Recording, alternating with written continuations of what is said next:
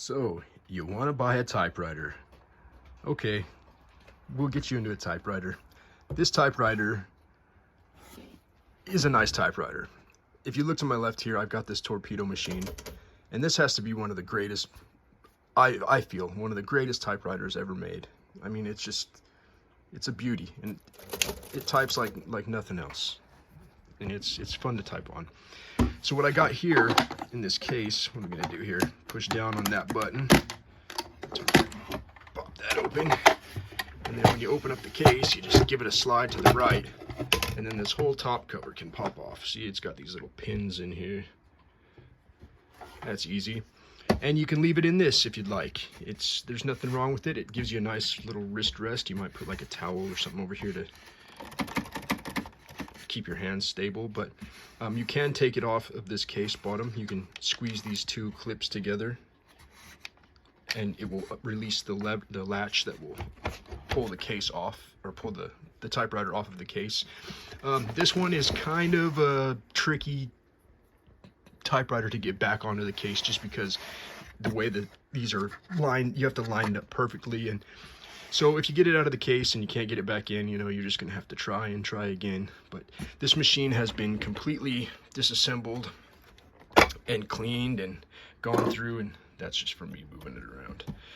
Completely cleaned and gone through and tested, and it's ready to go. So we'll take a little type test and go over some of the features on it, and then we'll see how things go from there. Let me make sure I get this lid on here, guys. One hand, it's kind of difficult. Let me set you in the stand, and I'll put that lid on. Zoop, zoop, zoop, zoop. All right. There's the thing. There it goes. All right, so the first thing we got here on this typewriter, we need some paper. We can get some paper. A couple sheets of paper. You got this little silver lever guy on the side here. You flip that towards you. That unlocks the carriage. You got these carriage release levers on this side. There's one right here on the back, and then same spot on the opposite side. But yeah, this is how you unlock and lock the carriage. You'll just flip it forward when you're done and slide the carriage back into the center, and it'll automatically catch itself and lock. So do that. You got this button up here on the top. You see that? This silver lever. If you notice, when you turn this roller or the platen, it makes this clicking sound. If you flip that back, you lose that clicking sound, so you can like fine tune where you want to type on the page. So if you're typing on forms, you can fill in the blanks and whatnot. Otherwise, when you flip that forward, it's set on a 1 space line, which is what this does. This lever right below it, this will set either 1 space or 2 space or 1.5 space, depending on how the machine works. Yeah, this is your paper bale, and you stick the paper on this back paper table pretty easily. Just slide that into the start of it, and you wind it through. If the paper comes up crooked, you got your paper release lever on this opposite side. You flip that forward, and that allows you to line up your paper. Then you flick it closed, and now you're ready to go. The lever works to advance. You can adjust it how you want there. It dings, it types, and we are ready. Shift key right here. Yeah. This is a cool typewriter. Oops, a mistake. Super easy. Ding. You hear the bell. That gives you a couple more spaces of typing. Now, this machine has a margin release system, unlike any of the other ones that I've seen. If you get to the end of the line and you can't type anymore, you flip this paper tray in the back here where you're resting the paper. You flip it just a little bit, and that allows you to continue on with your line, continue going through to the end of the page. Or you can set the margin. We'll pull the paper out of it. I'll just take.